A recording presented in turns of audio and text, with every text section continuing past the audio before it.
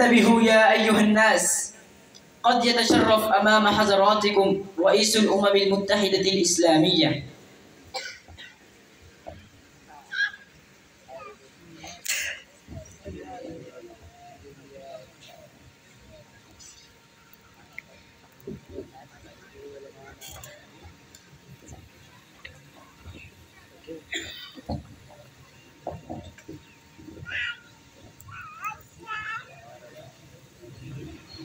لا أريد حديثا في غير شأن فلسطين، فلا يشغلني شاغل غيره، ولهذا جمعتكم هنا.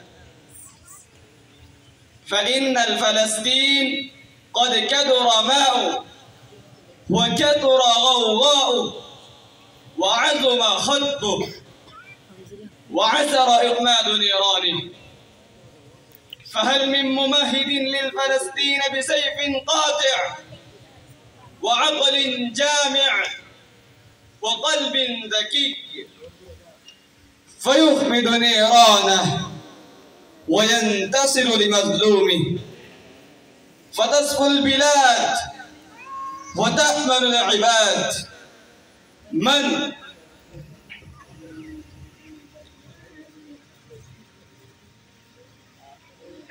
يا رئيس الأمم المتحدة، أنا للفلسطين. أنزل يدك يا عاصم. ما ليرى الرؤوس المطرقة والألسنة معتقلة، أما أنتم بمسلمين؟ يا مولاي، إني للفلسطين، وإني قاهر الظلمة ومطفئ نار النفاق. لا أراك لها يا عاصم، بل إني قاسم الظلمة ومعدن الحكمة وآفة الكفر والتوبة. أنزل يدك، لست بهذا. من للفلسطين؟ أنا للفلسطين. أردتك آخر المتكلمين وسألت ثلاثا وما نطق أحد بالتلبية غيرك.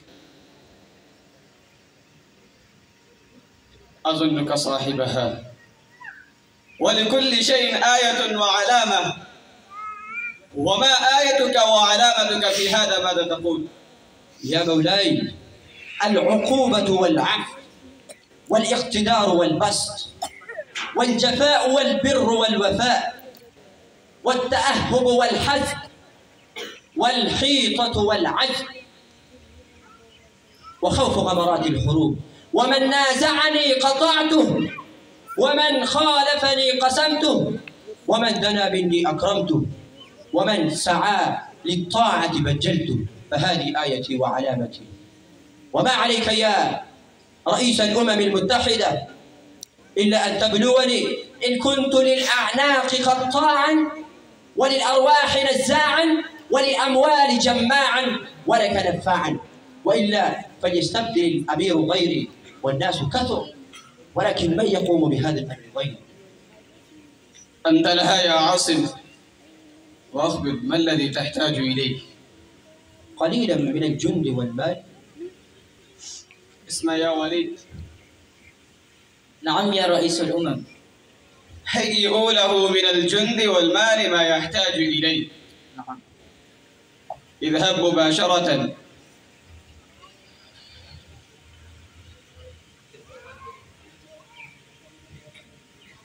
وأنت يا أسدي، متى تسير إلى الفلسطين؟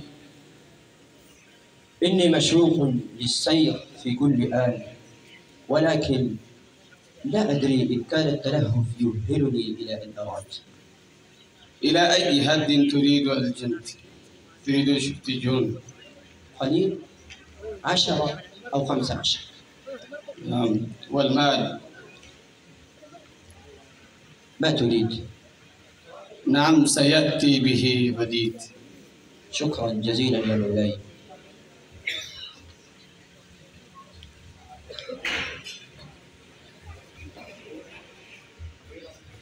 أعطني هذا المال.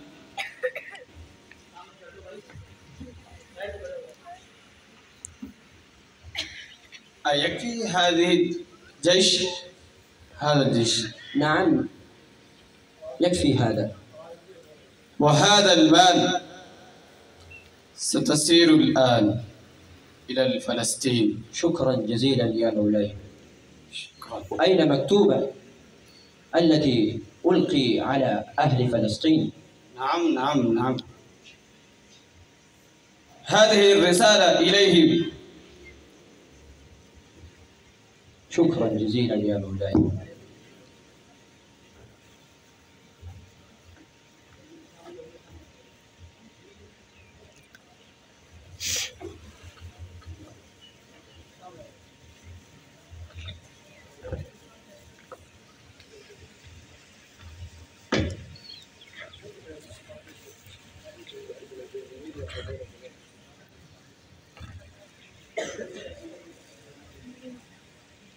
أيها الأمير، أن القوم قد اجتمع في المسجد لصلاة الجمعة.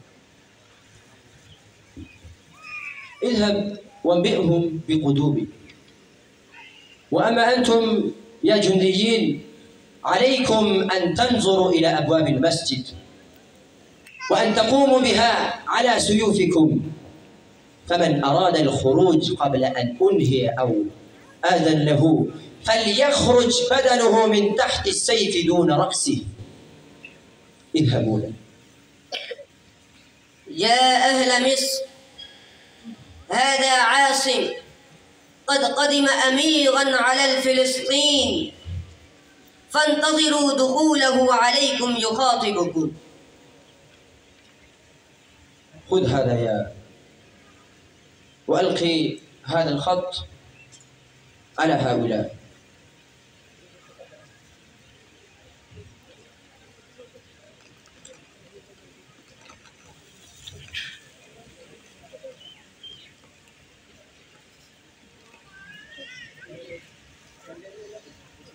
بسم الله الرحمن الرحيم. من رئيس الأمم المتحدة الإسلامية إلى من بالمصر من المسلمين، السلام عليكم ورحمة الله وبركاته.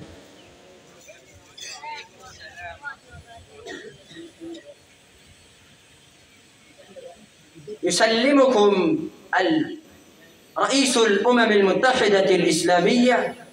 ويلكم ولا تردون السلام. أعيد هذه الكلمات.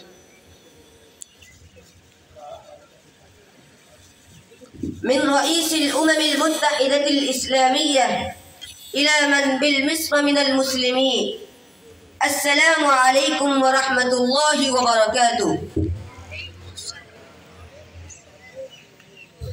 والله لأؤدبنكم غير هذا الأدب. يا أيها الناس، إن رئيس الأمم المتحدة أطال الله بقاءه وقد ولاني أمركم وأمرني بإنصاف مظلومكم وبإفضاء الحكم على ظالمكم. وأخبركم أنه حين ولاني عليكم قلدني بسيفين، سيف الرحمة وسيف العذاب والنقمة. أما سيف الرحمة فقد سقط مني في الطريق فقد أضعته، وأما سيف العذاب والنقمة فهذا هو سيف العذاب والنقمة.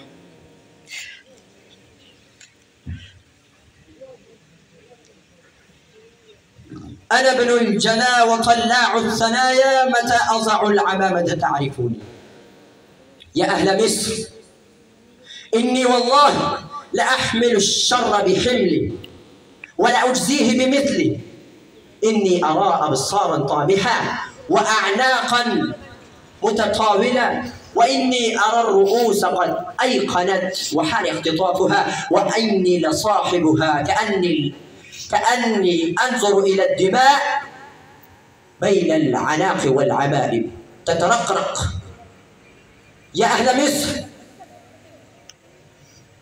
ويا أهل مصر أفسدتم في مصر وما ذهبتم إلى الجهاد في فلسطين ويظلم على المسلمين هناك، ومفسد الأخلاق ومعدن النفاق.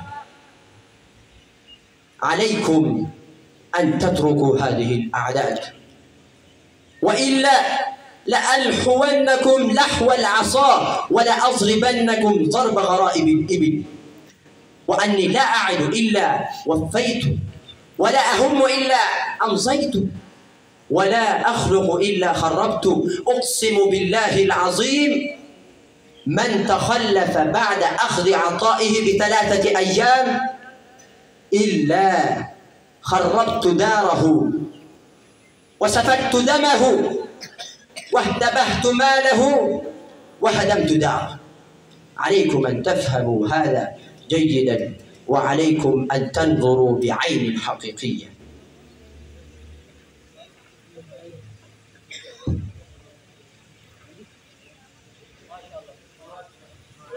ختم हो गया।